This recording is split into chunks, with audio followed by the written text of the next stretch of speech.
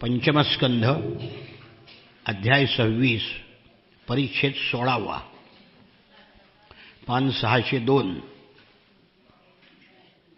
नरकाचं वर्णन चाललेलं आहे. माणसाने पाप करू नये म्हणून त्यांना नरकवासाची भीती सांगितलेली आहे. या जगामध्ये जो राजा किंवा राजाचा सेवक निरपराध माणसाला दंड करतो, ब्राह्मणाला शरीरदंड देतो, तो सूकरमुख नावाच्या नरकामध्ये जातो. तिथे त्याला चरकात घालून पिळला जातो आणि निरपराध माणसं रडत आक्रोशित होते त्याच्या अन्यायाने. तसा तो ओरडतो, मूर्छित पडतो. जो मनुष्य ढेकूण इत्यादी जीवांची म्हणजे कीटकांची इच्छा करतो तो अंधकूप नरकामध्ये जाऊन पडतो. आता हे आपल्या बुद्धीच्या पलीकडचं आहे, कारण कीटकनाशक ही सगळी आपण मारून कीटक मारतच असतो. ईश्वराने दुसऱ्याचं रक्त पिणं ही ज्याची उपजीविका बनवलेली आहे, त्या उपजीविकेचं साधन आपण त्याचं हिरावून घेऊन त्याला मारून टाकतो. ढेकूण, माशा, पिसवा, साप, पशु, मृग, सरपटणारे प्राणी या सर्वांना जो मारतो तो नरकात गेल्यावर तेच प्राणी त्याला त्या ठिकाणी चावत असतात आणि तो जीव तिथे तडफडत असतो. याला अंधकूप नरक म्हणतात. जो मनुष्य या लोकी पंचयज्ञ केल्याशिवाय तसंच काही मिळेल ते दुसऱ्याला दिल्याशिवाय स्वतःच खातो, तो कावळ्यासारखा आहे आणि तो कृमिभोजन नावाच्या नरकामध्ये पडतो. अन्न अगोदर देवाला नैवेद्य दाखवला पाहिजे, अतिथीला दिलं पाहिजे, पशुला त्याचा घास दिला पाहिजे, मग आपण खायचं आहे. तेन त्यक्तेन भुंजीथा हा ईशावास्योपनिषदाने सांगितले, लोकाला देऊन मग उपभोगा. असं न करणारा कृमिभोजन नावाच्या नरकामध्ये जाऊन पडतो. तिथे त्याला किडे टोचे मारतात. नंतर या जगामध्ये जी व्यक्ती चोरी किंवा बळजबरी करून ब्राह्मणाच्या किंवा आपत्ती नसतानाही दुसऱ्या कोणाच्या सोन्याची, रत्नाची, संपत्तीची चोरी करतो, तो संदंश नावाच्या नरकामध्ये पडतो. तापलेल्या लोखंडाच्या गोळ्यांनी त्याला डाग देतात, चिमट्याने कातडी उपटतात. त्या दुसऱ्याचं जे धन अपहरण करतो, चोरी करतो, त्याच्याकरता आहे.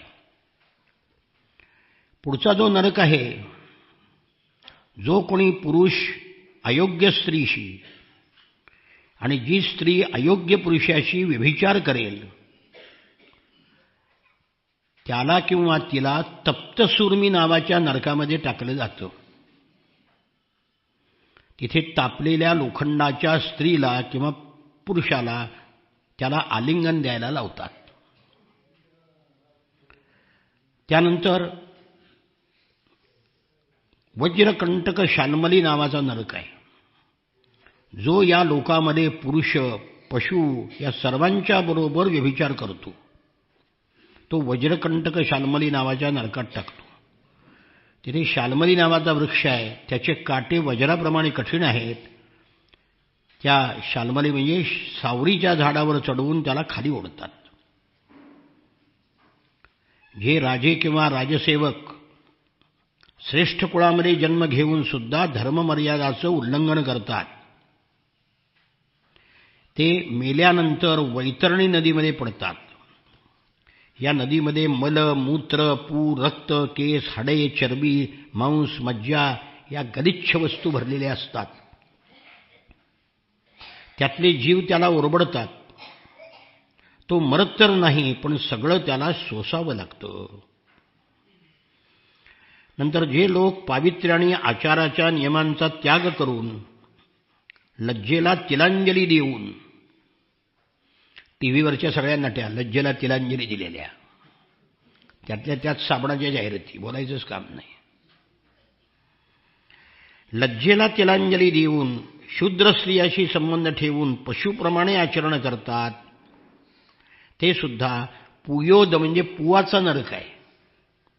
त्या घाणेरड्या वस्तूमध्ये पडतात आणि खातात. जे लोक उच्चवर्णाचे असून सुद्धा, ब्राह्मण वगैरे, कुत्री पाळतात, गाढवं पाळतात, शिकार करतात, पशूचा वध करतात, त्या ब्राह्मणाकरता नरक आहे हा. आता ब्राह्मणांनी सुद्धा परमिट रूम काढलेली आहेत, तेही या नरकात जाणार आहेत. सगळ्याकरता नरक आहे. एकाकरता समजायचं कारण नाही. यमदूत त्याला बाणाने घायाळ करतात. नंतर जे नास्तिक लोक ढोंगीपणाने यज्ञात केलेल्या पशूचा वध करतात, ते वैशस नावाच्या नरकात जातात. तिथे अत्यंत त्रास देऊन त्यांना तोडतात. काय झालं, यज्ञामध्ये पशु बळी दिल्यावर त्याचं मांस प्रसाद म्हणून खाता येतं, म्हणून मांस खाण्याकरता यज्ञ करायला लागला. अशा लोकांकरता हा जो ब्राह्मण कामातुर होऊन आपल्या सवर्ण भार्येशी व्यभिचार करतो, घाणेरडं वर्तन करतो, तो लालाभक्ष नावाच्या नरकामध्ये पडतो. त्याचं अधिक वर्णन न वाचण्यासारखं आहे, ते पुस्तकात वाचा. चोर, राजे, राजसेवक एखाद्याच्या घराला आग लावतात, कोणाला विष देतात, खेड्यांना किंवा व्यापाऱ्यांच्या टोळीला लुटतात, ते सारमेयादन नावाच्या नरकामध्ये पडतात. तिथे वज्रासारखे दात असलेले 720 कुत्री त्याला कडकडून चावतात. जो कोणी साक्ष देताना, व्यापारामध्ये दान देताना खोटं बोलतो, तो अविचीमत नावाच्या नरकामध्ये पडतो. 100 योजनं उंच असलेल्या पहाडाच्या शिखरावरून त्याला खाली डोकं वर पाय करून फेकलं जातं. त्या नरकातील दगडी जमीन पाण्यासारखी दिसते, म्हणून त्याला अविचमान असं म्हणतात. खाली पडल्यावर त्याचे तुकडे होतात, तरी प्राण जात नाही. पुन्हा वर नेतात, पुन्हा फेकतात. अविचीमत असा नरक आहे. जे ब्राह्मण, क्षत्रिय किंवा वैश्य व्रत करीत असलेल्या कोणाही किंवा त्यांच्या पत्नी मद्यपान करतील तर त्याला अय्यप्पान नावाचा नरक आहे. तिथे लोखंडाचा रस पाजला जातो. दारू पिणाऱ्याकरता खास नरक निर्माण केला आहे. आणि यात सगळे महाराष्ट्राचे मंत्री जाणार आहेत, कारण दारूबंदी नाही आपल्याकडं. परवा एका राज्यामध्ये बायकांनी मुंडन केलं, दारूबंदी करा म्हणून. हे सरकार दारूच्या पैशावर चाललेलं आहे. सगळ्यात जास्त उत्पन्न कशाचं आहे? दारूचं. मग त्या पैशातून शिक्षण संस्था कशा चालतील? शिक्षण कसं मिळेल? जे लोक नरबळी देतात, भैरव, यक्ष, राक्षस यांची पूजा करतात, ज्या स्त्रिया नरबळीचं मांस खातात, ते यमलोकामध्ये ज्यांना मारलंय ते राक्षस होतात. आणि हे मेल्यावर तिथे गेल्यावर त्याला खातात. त्याला रक्षोगण भोजन असं म्हणतात. हे पाप करणाऱ्या त्या लोकांना कसायाप्रमाणे कुऱ्हाडीने तोडून त्यांचं रक्त हे पितात. ज्यांना त्यांनी मारले, ज्या पशुबळी दिलेला आहे किंवा नरबळी दिलेला आहे, तेच त्याला तिथं मारतात आणि पितात त्याचं रक्त. जे लोक जंगलातील किंवा गावातील निरनिराळ्या जीवांना उपायाने फूस लावून आपल्याजवळ बोलावतात, काट्याने किंवा टोचतात, दोरीनं बांधतात, त्रास देतात, अशा लोकांच्या करता शूलप्रोत नावाचा नरक आहे. तिथं सूळ आहे मोठा, त्याच्यावर तो शूलावर त्याला टोचलं जातं. तहानभुकेने ते व्याकुळ जेव्हा होतात तेव्हा कंक, वटवाघुळं हे पक्षी तीक्ष्ण चोचीने त्यांना टोचू लागतात. या लोकी जे लोक सर्पाप्रमाणे उग्र स्वभावाचे पुरुष दुसऱ्या जीवांना पीडा देतात ते दंदशुक नावाच्या नरकात पडतात. तिथे 5-5, 7-7 तोंड असणारे सर्प त्यांना उंदराप्रमाणे गिळतात. जे लोक दुसऱ्या प्राण्यांना अंधाऱ्या खड्ड्यामध्ये, कोठडीमध्ये किंवा गुहेत टाकून कोंडून मारतात, विषारी धूर सोडतात, त्यांना जो नरक आहे त्याचं नाव आहे अवट निरोधन. यमदूत त्यांना असंच कोंडतात आणि बाहेरून विषारी धूर सोडतात. हिटलरने असं हजारो माणसं मारून तिथे विषारी धूर सोडून मारलेली आहेत. त्याच्याकरता हे आहे. या लोकांमध्ये स्वतःला जो धनवान समजतो, दुसऱ्याकडे वाकड्या नजरेने पाहतो, सर्वावर संशय घेतो, धनाचा नाश होईल म्हणून ज्याचं मन आणि तोंड सुकून गेलेलं आहे, थोडी सुद्धा चैन न करता जो यक्षाप्रमाणे धनाचं फक्त रक्षण करतो, पैसा मिळवणं, साठवून ठेवणं याकरता निरनाडी पाप करतो, तो मेल्यावर सूचीमुख नरकामध्ये पडतो. इथे त्याचं सगळं अंग सुईच्या धाग्याने शिवलं जातं. सूची म्हणजे सुई. हे राजा, यमलोकामध्ये असे हजारो शेकडो नरक आहेत. त्यापैकी तुला 28 फक्त सांगितले. अधर्मानी जे जगतात, पाप करतात, ते या नरकामध्ये जातात. जे धर्मानी वागतात, पुण्य करतात, ते स्वर्गाला जातात. त्यांचं पुण्य संपल्यावर ते पुन्हा जन्माला येतात. पुन्हा पाप केलं तर नरकात जातात, पुण्य केलं तर स्वर्गात जातात. धर्म आणि अधर्म. आता धर्मानी वागणारे स्वर्गाला जातात, अधर्मानी वागणारे नरकाला जातात. या दोहोपेक्षा एक निराळा मार्ग आहे, त्याला निवृत्ती मार्ग म्हणतात. त्याचं वर्णन मागं झालेलं आहे की काम, क्रोध, मद, मत्सर, लोभ, अहंकार या सगळ्यापासून निवृत्त होऊन जो मनुष्य परमेश्वराची भक्ती करतो, त्याचं हृदय शुद्ध होतं आणि भगवंताचा त्याला साक्षात्कार होतो. अशा प्रकारे या नरकाचं वर्णन ऐकलं. शुकाचार्य म्हणतात, परीक्षित राजा, तुला मी ब्रह्मांडाचा सगळा भूगोल सांगितला, त्यानंतर तुला मी नरकही सांगितला. याप्रमाणे माणसानी नरकाची भीती घेऊन तरी निदान चांगलं वागावं.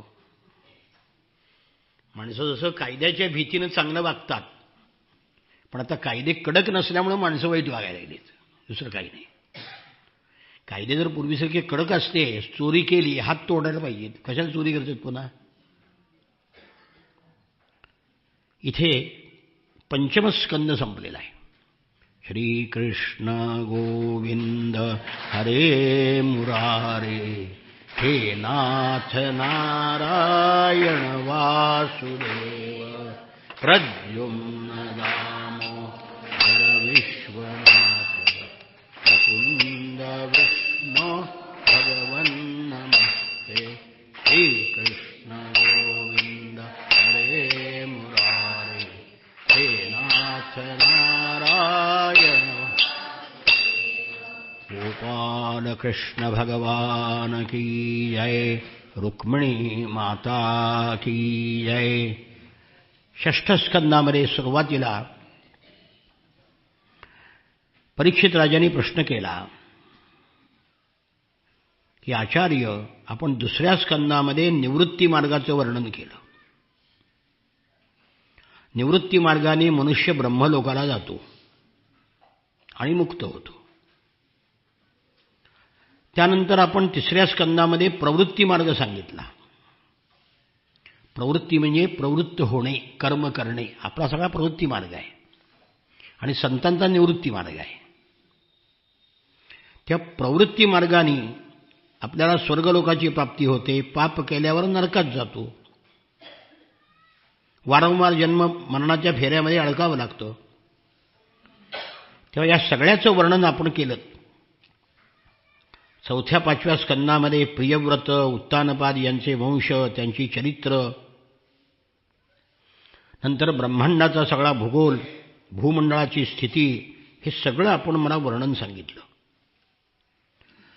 नरकाच्या वर्णनाने मला असं वाटायला लागले की हे महाभाग, परीक्षित म्हणाले, आचार्य, नरकापासून मुक्त होण्याचा उपाय सांगा. त्या शुकाचार्य म्हणाले, श्रीशुक उवाच न चेदिहैवापचितिं यथांहसः कृतस्य कुर्यान्मन उक्तिपाणिभिः ध्रुवंस वै प्रेत्य नरकानुपैति ये कीर्तिता मे भवतस्तिग्मयातनाः. शुकाचार्य म्हणतात, राजा, जो पाप करतो त्याला प्रायश्चित्त घ्यावं लागतं. नाही घेतलं तर नरकात जावं लागतं. म्हणून आपल्या हातून जे काही पाप घडेल त्याचं प्रायश्चित्त करावं. लहान पाप असेल प्रायश्चित्त लहान आहे, मोठं पाप असेल तर मोठं प्रायश्चित्त आहे. पण घेणारा मनुष्य पाहिजे ना. राघोबा दादांनी नारायणराव पेशव्याचा खून केला, आपल्या पुतण्याचा. रामशास्त्री प्रभूंनी सांगितलं, प्रायश्चित्त देहांत प्रायश्चित्त घे. आहेत का अशी जे आज रामशास्त्री सारखी? दादोजी कोंडवानी शिवाजी महाराजाला न विचारता बागेतली फळं तोडली. त्यांनी सांगितलं शिवाजी महाराजाला, माझा हात तोडून टाक.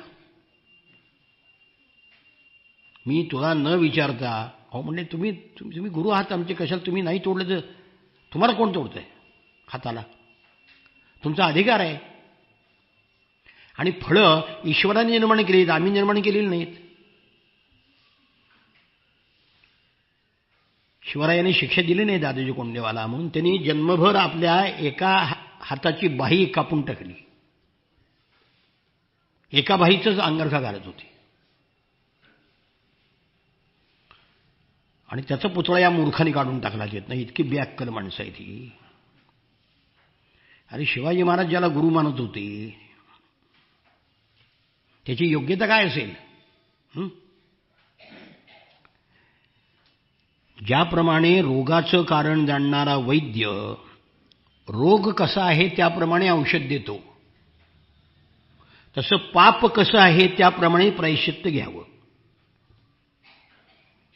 तेव्हा राजाने विचारलं, मनुष्य राजदंड, समाजदंड, लौकिक कष्ट, नरकगमन, हे सगळं पापाचं प्रायश्चित्त असून सुद्धा वारंवार पाप करतो. म्हणून पापाचं प्रायश्चित्त होणार कसं? प्रायश्चित्त घेतलं, पुन्हा पाप करतो, पुन्हा प्रायश्चित्त, पुन्हा पाप. तर पापाचं प्रायश्चित्त घेतल्यानंतर पाप पुन्हा करता कामा नये, तर पापातून मुक्त होतो. पण पुन्हा प्रायश्चित्त म्हणजे पुन्हा पाप केलं तर पहिलं पाप वज्रलेप होतं असं म्हटलं, ते जातच नाही. मग मनुष्य कधी प्रायश्चित्ताने पापापासून सुटका करून घेतो, पण पुन्हा तीच पापं करायला लागतो. म्हणून दृष्टांत दिलाय. स्नान केल्यानंतर हत्ती जसा बाहेर आल्यावर अंगावर धूळ वाळू घेतो अंगावर सगळी, मग त्या आंघोळीचा उपयोग काय झाला? तसं मनुष्याचं प्रायश्चित्त घेणं तेवढ्यापुरतंच आहे. प्रायश्चित्त घेतले पुन्हा नव्या दमाने पाप करायला मोकळा, त्यांचं पाप जात नाही. शुकाचार्य म्हणाले, कर्माने कर्माचा समूळ नाश होत नाही, कारण कर्माचा अधिकारी अज्ञानी असतो. अज्ञान राहिल्याने पापवासना कायमच्या मिटत नाहीत. म्हणून खरं प्रायश्चित्त म्हणजे ज्ञान होणं. जो माणूस केवळ पथ्यकारक अन्न खातो त्याला रोग होत नाही, तसं जो शास्त्रनियमांचं पालन करतो त्याला तत्वज्ञान प्राप्त होतं आणि तो पापातून मुक्त होतो. राजा, बांबूच्या झाडाच्या जाळीला लागलेली आग सगळं वन बांबूचं जाळून टाकते. तसं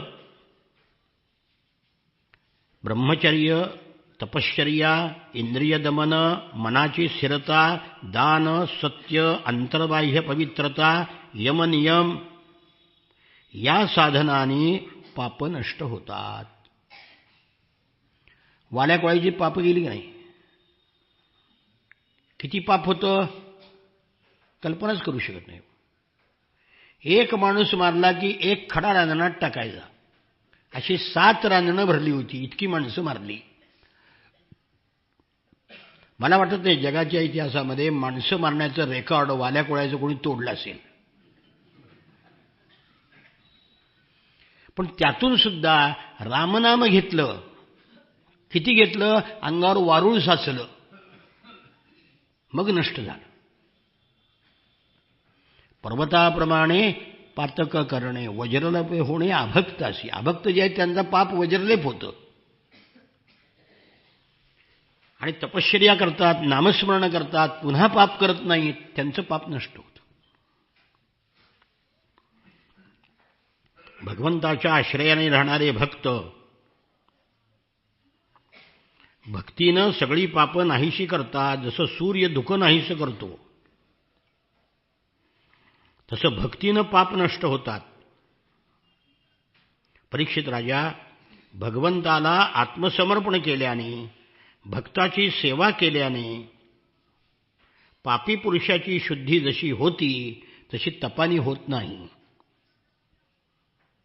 म्हणून ज्या मार्गावरून सुशील साधू लोक चालतात त्या भक्ती मार्गावरून चालणं हे जगात सगळ्यात भयरहित आणि कल्याणकारक आहे. जसं दारूचा घडा नदीमध्ये बुडवला तरी शुद्ध होत नाही, त्याचा वास जातच नाही. त्याप्रमाणे घेतलेली प्रायश्चित्त सुद्धा मनुष्य भक्त झाला नसेल तर त्याला शुद्ध करत नाही. प्रायश्चित्त घेतलं, दारूचा वास तसाच आहे ना, उपयोग काय त्याचा? म्हणून भगवंताच्या चरणारविंदामध्ये जो गुंतला त्यांनी सगळी प्रायश्चित्त घेतली. भगवंताच्या भक्तीमध्ये जो गेला आणि पुन्हा ज्यांनी पाप करण्याचा विचार सुद्धा केला नाही त्याची पाप नष्ट होतात. याकरता तुला यम आणि त्याचे दूत आणि अजामिळ नावाचा एक माणूस याचा प्राचीन इतिहास सांगतो. त्यात भगवान विष्णू आणि यम यांच्या दूतांचा संवाद आहे. कान्यकुब्जे द्विजकश्चिद दासीपतिरजामिलः नाम्ना नष्ट सदाचारो दास्या संसर्गदूषितः. लक्ष इकडे इकडे गेले की श्लोक सापडत नाही बरं का. ते शाळेतल्यासारखं पाहिजे, त्या ओळीवर लक्ष पाहिजे. झोप आली की संपलं.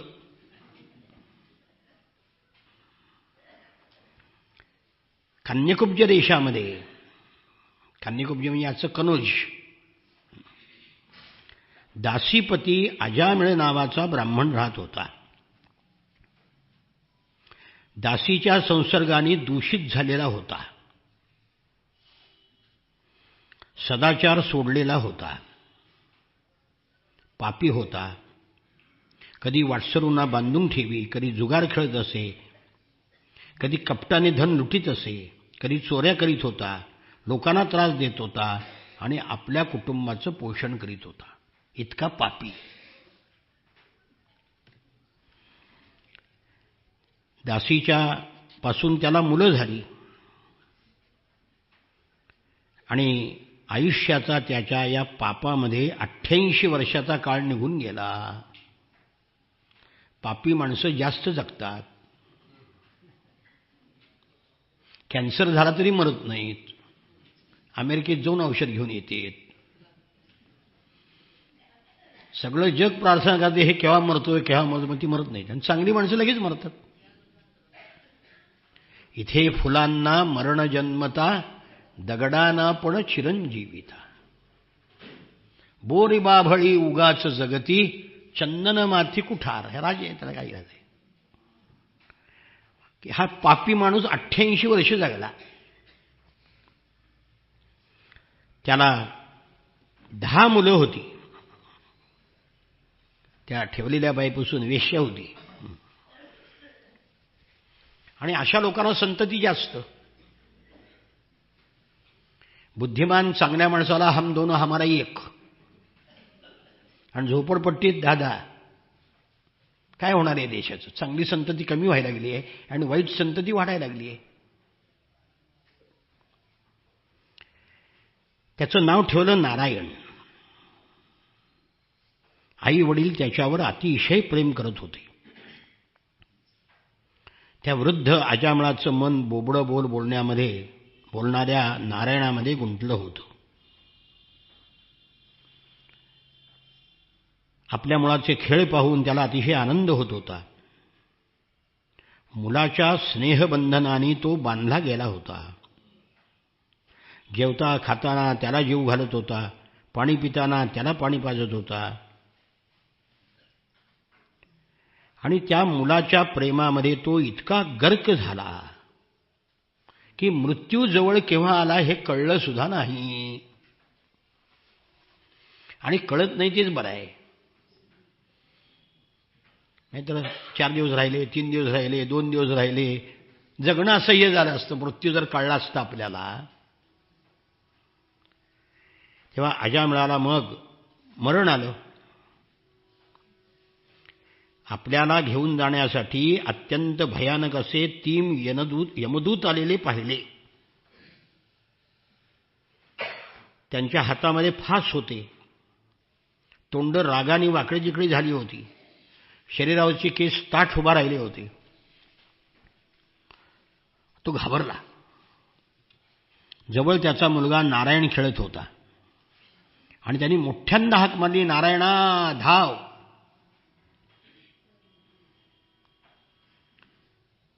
मरतेवेळी हरिकीर्तन करणाऱ्या,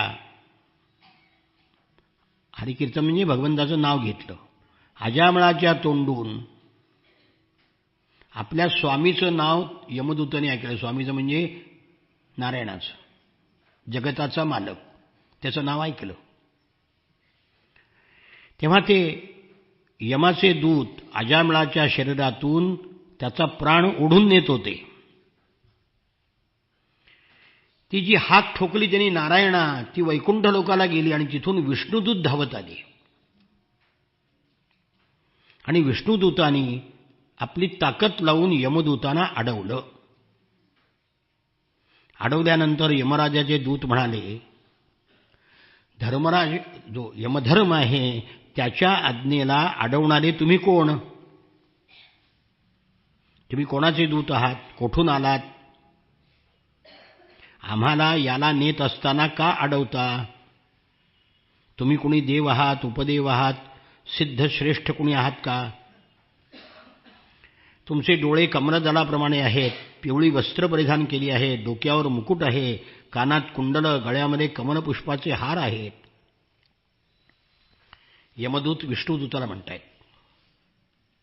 तुम्ही तरुण आहात, तुम्हाला सुंदर 4-4 हात आहेत, हातामध्ये धनुष्य, बाण, तलवारी, गदा, शंख, चक्र, कमळ सगळं आहे. कारण भगवान विष्णूची दूत भगवंतासारखीच असतात. म्हणून जय विजयाच्या मूर्ती विष्णूच्या मूर्तीसारख्याच असतात, कुठेही पहा. तुमच्या अंगाच्या तेजाने अंधार नष्ट होतो आहे. आम्ही धर्मराजाचे सेवक आहोत, म्हणजे यमाचे. तुम्ही आम्हाला का अडवता? विष्णुदूताने अडवलं होतं ना. शुकाचार्य म्हणतात, यमदूत जेव्हा असे म्हणाले तेव्हा विष्णुदूत हसले आणि मेघासारख्या गंभीर वाणीने म्हणाले, विष्णुदूताऊचुः यूयं वै धर्मराजस्य यदि निर्देशकारिणः ब्रूतधर्मस्य नस्तत्वं यच्च धर्मस्य लक्षणम्. तुम्ही जर खरोखर यमधर्माचे सेवक आहात तर सांगा बरं, धर्माचं लक्षण काय? दंड कोणत्या प्रकारे दिला जातो? दंड कोणाला दिला जातो? मनुष्यामध्ये पापाचरण करणारे सर्वजण दंडनीय आहेत की काही जणच दंडनीय आहेत? एका वाक्यात कोणत्या कायद्याखाली याला घेऊन चालला आहात आजच्या भाषेत? असं यमदूतांनी विष्णुदूताला विचारलं. यमदूत म्हणाले, मग विष्णुदूतांनी त्याला विचारलं, कायदा सांगा कोणता? यमदूत म्हणाले, धर्म काय आणि अधर्म काय सांगितलं ना. वेद प्रणिहितो धर्मो ह्यधर्मस्तद्विपर्ययः वेदो नारायणः साक्षात् स्वयंभूरिति शुश्रुम. वेदांनी सांगितला आहे तो धर्म आणि वेदांनी ज्याचा निषेध केला आहे ते पाप, तो अधर्म. वेद भगवंताचं स्वरूप आहे, स्वयंभू आहे. जगातील सर्व प्राणी, सर्व जग भगवंतामध्येच राहतं. त्याचंच वर्णन वेद करतो. आणि जीव कोणतं कर्म करतो याची नोंद करण्याकरता सगळीकडे साक्षीदार ठेवलेले आहेत. प्रत्येकाचं अंधारात केलेलं पाप सुद्धा यमाच्या ठिकाणी कॉम्प्युटरवर नोंद होते त्याची. असला मोठा सुपर कॉम्प्युटर आहे तिथं. कोण कोण साक्षीदार आहेत पाप करणाराला? सूर्य. दिवसा पाप केलं तर सूर्याला दिसते. रात्री चंद्र, अग्नी, आकाश, वायू, इंद्रिय, दोन्ही संध्याकाळ, सकाळची आणि संध्याकाळी, रात्र, दिवस, दिशा, पाणी, पृथ्वी, काळ आणि धर्म हे साक्षी आहेत. यांच्यामार्फत कळतं कोणी अधर्म केला आणि कोणी धर्म केला. मग त्याचा कोणती शिक्षा द्यायची याचा निर्णय होतो. आपापल्या कर्मानुसार दंड मिळतो. प्राणी जी कर्म करतात त्यातून पापही होतं आणि पुण्यही होतं. कर्म केल्याशिवाय माणूस राहूच शकत नाही. तेव्हा हे पुण्यशील पुरुषांनो, प्राणी जी जी कर्म करतात त्याची नोंद होते. मनुष्य या ज्या प्रकारचा धर्म करतो, अधर्म करतो, तसे त्याला फळ मिळते. सात्विक, राजस आणि तामस असे 3 प्रकारचे प्राणी आहेत. पुण्यात्मे आणि पापात्मे दोघालाही आपल्या कर्माचं फळ मिळतं. तेव्हा वर्तमान जन्मातील पापपुण्यसुद्धा मागील आणि पुढील जन्माच्या पापपुण्याचं अनुमान करून ठेवतात. पापाची शिक्षा या जन्मामध्ये पूर्ण झाली नाही तर पुढच्या जन्मामध्ये फेडावं लागतं. ते पण फेडावं लागतंच. भगवान ब्रह्मदेवासारखे यमराजसुद्धा आपल्या नगरीमध्ये राहून सर्वांचा भूतकाळ पाहतात, भविष्यकाळही विचार करतात. जसं मनुष्याला गेल्या जन्मामध्ये काय केलं आहे हे आठवत नाही, विसरतो. वर्तमान काळात शिवाय त्याला काहीही कळत नाही. तो जीव पंचकर्मेंद्रियांनी कामं करतो, 5 ज्ञानेंद्रियांनी अनुभव घेतो, विषयाचा उपभोग घेतो आणि हे घेता घेता पाप करतो. आणि त्या पापामुळं जन्ममृत्यूच्या फेऱ्यामध्ये अडकतो. जीव काम, क्रोध, लोभ, मोह याच्यावर विजय मिळवत नाही. इच्छा नसताना अनेक कर्म करतो आणि आपल्या कर्माच्या जाळ्यामध्ये आपणच अडकतो. मनुष्य कर्म केल्याशिवाय क्षणभर सुद्धा राहू शकत नाही. नाही कश्चित क्षणमपि जातो तिष्ठत्य कर्मकृत. गीतेमध्ये सुद्धा हा श्लोक आहे. असा श्लोक आहे गीतेमध्ये. जन्माला आलाय ना तो कर्म करणारच, चांगला नाही तर वाईट. कोणताही जीव कर्म केल्याशिवाय राहू शकत नाही. आणि मग कर्म केलं की चांगलं असेल तर पुण्य, वाईट असेल तर पाप. आणि त्या प्रारब्धानुसार त्याला सूक्ष्म शरीर प्राप्त होतं, कधी स्त्री रूप प्राप्त होतं, कधी पुरुष रूप प्राप्त होतं, कधी तो पशुवहिनीला जातो. तेव्हा यांनी पाप केलेलं नाही असं विष्णुदूत म्हणतायत. पूर्वी आता इथे अजामिळाचा इतिहास सांगितलाय. अजामिळ हा शास्त्रज्ञ म्हणजे आजचा नव्हे, धर्मशास्त्र जाणणारा म्हणजे शास्त्रज्ञ. शील, सदाचार, सद्गुणाचे आगर होता. ब्रह्मचारी, विनयशील, जितेंद्रिय, सत्यनिष्ठ, मंत्रवेत्ता आणि पवित्र होता. इतका चांगला माणूस होता. गुरु, अग्नी, अतिथी, वृद्ध पुरुषांची सेवा करणारा होता. अहंकार नसलेला, प्राण्यांचं हित चिंतणारा, साधू, मितभाषी, निर्मत्सरी होता. मग पापी कसा झाला इतका चांगला माणूस?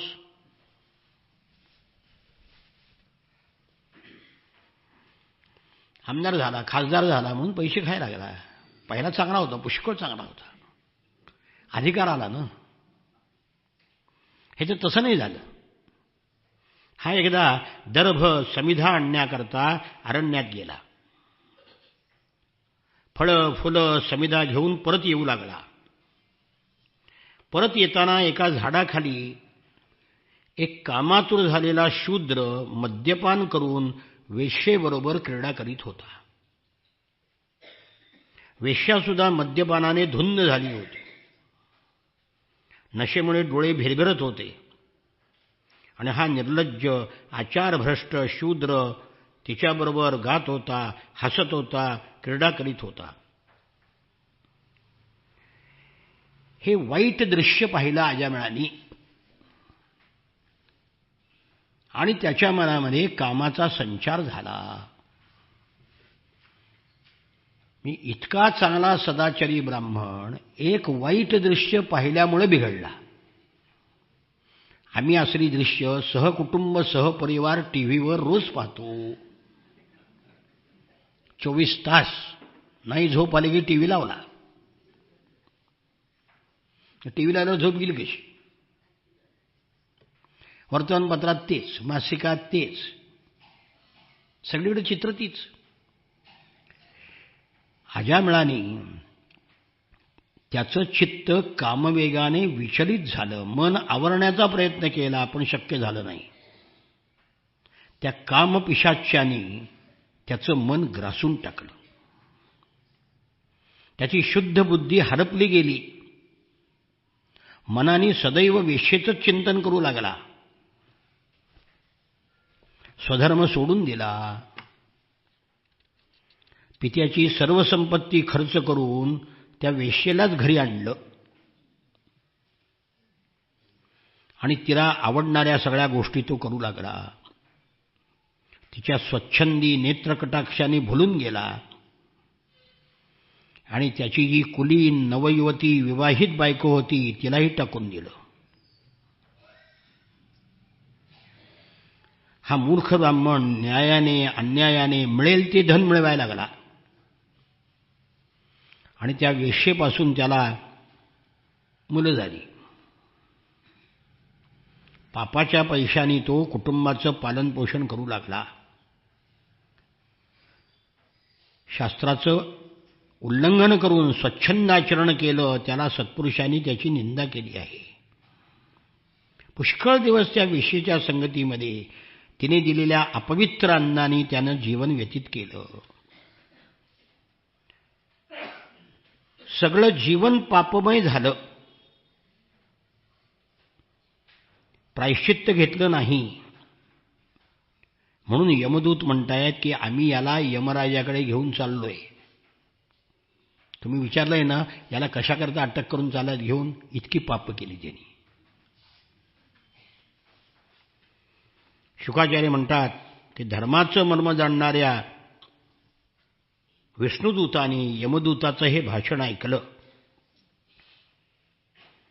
आणि म्हणाले, विष्णुदूताऊचुः अहो कष्टम धर्मदृशाम अधर्म स्पृशते सभाम यत्रादंडेष्व पापेषु दंडो यैर्ध्यते वृथा. यमदूतानो, मोठी खेदाची गोष्ट आहे की धर्माच्या सभेमध्ये अधर्म प्रवेश करू लागला आहे. तुम्ही निष्पाप आणि दंड करायला योग्य नसणाऱ्या व्यक्तीला विनाकारण दंड देत आहात. तुमचं हे बरोबर नाही. तुमच्यासारखे प्रजेचे रक्षक, शासक, समान दृष्टी ठेवणारे आणि सज्जन आहेत, तेच जर अन्याय करू लागले तर न्याय कोणाकडे मागायचा, कोणाला शरण जायचं? यद्यदाचरति श्रेष्ठ श्रेयस नितरस्तत्तिदीहते स यत्प्रमाणं कुरुते लोकस्तदनुवर्तते. हाही श्लोक गीतेत आहे, फक्त ते श्रेयस नितरस एवढा फरक आहे. त्यात असं आहे, यद्यदाचरति श्रेष्ठ तत्तदेवेतरो जनाः असं गीतेत आहे. श्रेष्ठ पुरुष जसं वागतात तसे सामान्य लोक वागतात. यमधर्माचे दूत जरा अधर्म करायला लागले तर लोकही अधर्म करतील. तुम्ही मित्रभावाने आत्मसमर्पण केलेल्या या अज्ञानी जीवाचा यमदूतानो विश्वासघात करू नका. कुट्ट्यावरी जन्मात पाप केले आहे यानं त्याचं प्रायश्चित्त त्यांनी घेतलंय. कोणतं प्रायश्चित्त? नारायणाचं नाव उच्चारलं.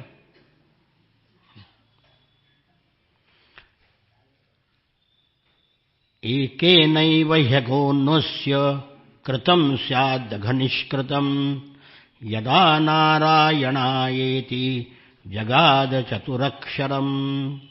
ज्या क्षणी त्यांनी नारायण हे 4 अक्षराचं नाम उच्चारलं त्याच वेळेला त्याच्या सगळ्या पापाचं प्रायश्चित्त झालं.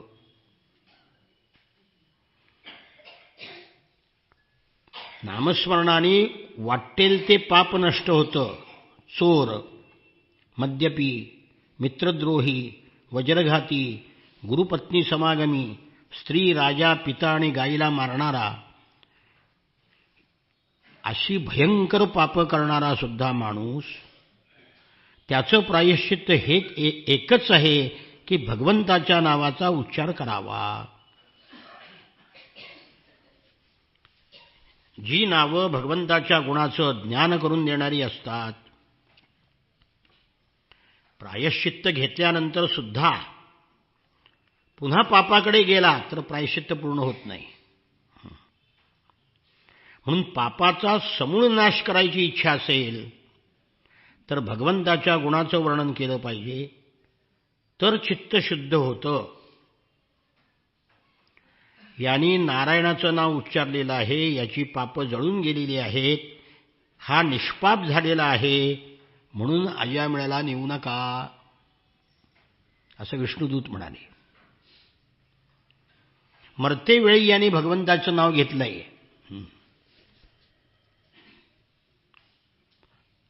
ते म्हणे देवा आहे यांनी नाव घेतलंय मुलाचं, देवाचं कुठं घेतलंय? मग त्याला विष्णुदूताने उत्तर दिलंय, कोणत्याही हेतूने, थट्टेने, ताण घेण्याच्या निमित्ताने, अवहेलना करण्यासाठी का होईना, जो कोणी भगवंताच्या नावाचा उच्चार करेल त्याची सगळी पापं नाहीशी होतात. जो माणूस पडताना, पाय घसरताना, शरीराला पीडा होताना, साप चावला असताना, आगीने पोळला असताना, ठेच लागली असताना हरिहरी म्हणून भगवंताचं नाव घेतो तो यमयातनेला पात्र होत नाही. महर्षींनी विचार करून मोठ्या पापासाठी मोठी आणि लहान पापासाठी लहान प्रायश्चित्त सांगितलेली आहेत. तपश्चर्या, दान, जप या प्रायश्चित्तांनी पाप नाहीशी होतात यात शंका नाही. पण या पापांनी मलिन झालेलं हृदय शुद्ध होत नाही. पण भगवंताच्या चरणाच्या सेवेनं तेही मन शुद्ध होतं. ते म्हणाले, यांनी पर्वता एवढं पातप केलंय आणि तुमचं नाव आहे एवढुडं 4 अक्षराचं, ते डोंगरा एवढ्या पापाचा नाश कसं करणार? त्याला उत्तर दिले, अग्नीचा इंधनाचा स्पर्श झाला तर त्याचं भस्म होऊन जातं. त्यामुळे गवताची मोठी गंज आहे पर्वता एवढी आणि अग्नीची एवढी ठिणगी आहे. मग एवढी ठिणगी पर्वता एवढ्या गंजीचा नाश करते, मग एवढं नाम पर्वता एवढ्या पातकाचा नाश का करणार नाही? म्हणून जाणून बुजून किंवा अजाणतेपणी सुद्धा भगवंताच्या नावाचं स्मरण केलं, संकीर्तन केलं तर सगळी पापं भस्म होतात. याला माहित नाही म्हणले नारायण हे देवाचं नाव आहे, अजाणता घेतलंय. त्याला उत्तर दिले की शक्तिशाली औषध जाणतेपणी घेतलं काय आणि अजाणतेपणी घेतलं काय, औषधाचा गुण येणारच का नाही? प्रत्येक आक्षेपाला उत्तर आहे.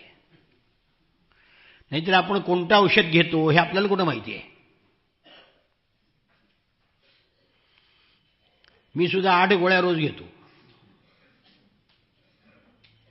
पण त्या 8 गोळ्याची नावं मला माहीत नाहीत. त्या औषध विक्रेत्यालाच माहिती आहे. माणूस गेला वानोत्पादच्या कोणत्या गोळ्या ते काढून येतो, मला एकाही गोळीचं नाव माहीत नाही त्यातले. पण त्या औषधाचा गुण येतोय ना. तसं नामस्मरण जाणून करा किंवा अजाणतेपणी करा, त्याचा गुण येणारच.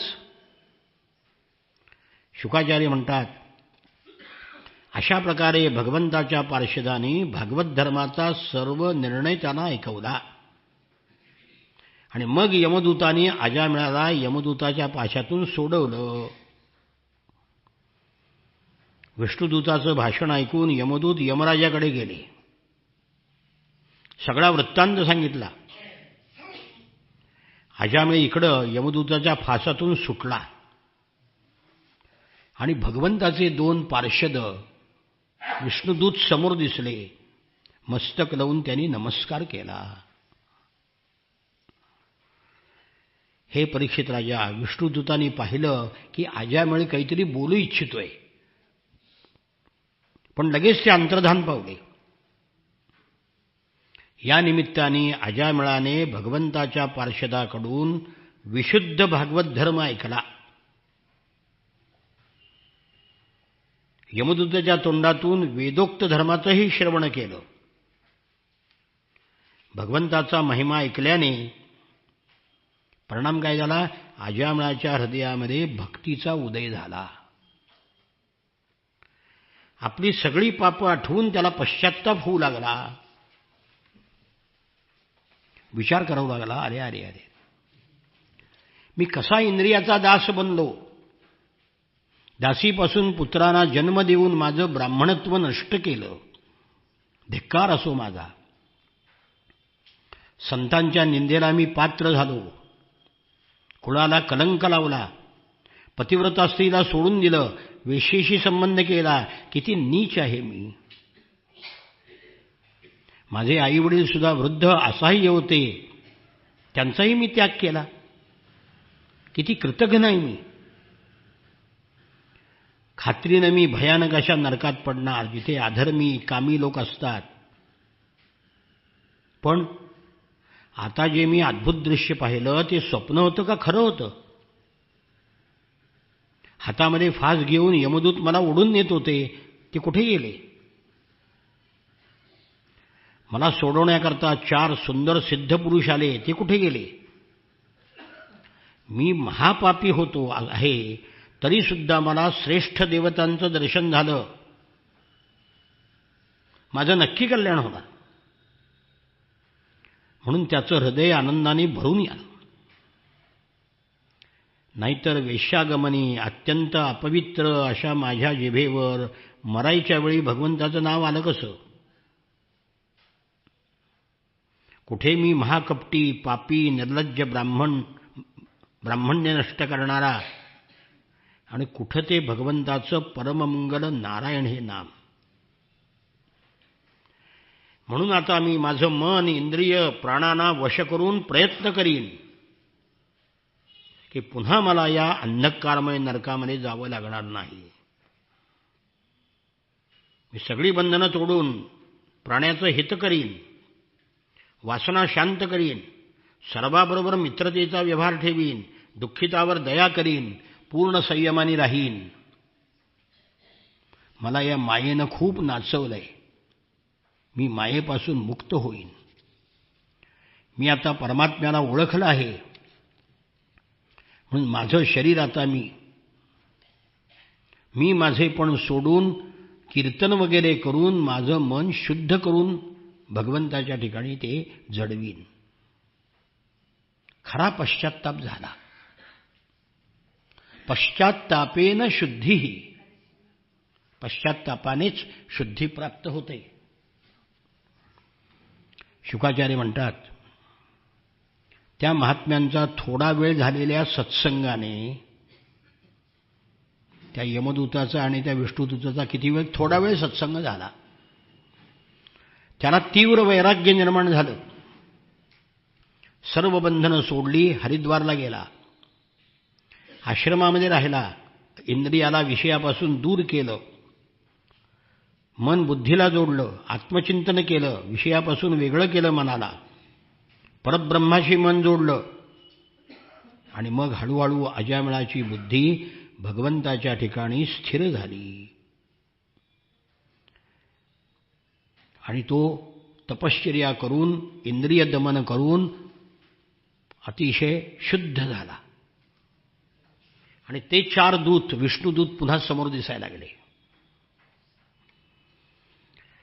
आणि अजामिळाने त्यांना मस्तक लावून नमस्कार केला. त्यांचं दर्शन झाल्यावर त्यांनी गंगेमधले आपलं शरीर विसर्जित केलं आणि भगवंताचे पार्षद झाला. सुवर्णमय विमानामध्ये बसून आकाशमार्गाने वैकुंठाला गेला. दासीपती सर्व धर्मकर्म सोडून निंद्यकर्म केल्यामुळे पापी झाला होता, त्याला नरकात टाकलं जाणार होतं, पण भगवंताचं नाव घेतल्यामुळे तो मुक्त झाला. म्हणून या जगामध्ये भगवंताच्या नामापेक्षा श्रेष्ठ काहीही नाही. नामाचा आश्रय घेतल्याने मनुष्याचं मन पुन्हा कर्माच्या व्यापात पडत नाही. भगवंताचं नाम घेणं हेच प्रायश्चित्त आहे. पण पुन्हा पाप न करणं हे त्याचं बंधन आहे. परीक्षित राजा, य एवं परमं गुह्यम इतिहासमघापहं शृणुयात् श्रद्धया युक्तो यक्षभक्त्यानुकीर्तयेत. हा इतिहास अतिशय गोपनीय म्हणजे गुप्त राहायला योग्य, सर्व पापांचा नाश करणारा आहे. जो मनुष्य श्रद्धेनं, आले संपत, भक्तीनं युक्त होऊन श्रवण कीर्तन करतो तो कधीही नरकात जात नाही. यमाचे दूत त्याच्याकडे पाहत नाहीत, तो वैकुंठ लोकाला जातो. अजामिळाने मृत्यूसमयी भगवंताच्या नावाचा उच्चार केला, त्याला सुद्धा वैकुंठाची प्राप्ती झाली. मग जे लोक श्रद्धेने भगवंताच्या नावाचा उच्चार करतात त्यांनाही प्राप्ती होईल, यात नवल काय. हरे कृष्ण गोविंद हरे मुरारे, हे नाथ नारायण वासुदेव, प्रद्युम्न दामोदर विश्वनाथ, कुंद विष्णु भगवन् नमस्ते. श्री कृष्ण गोविंद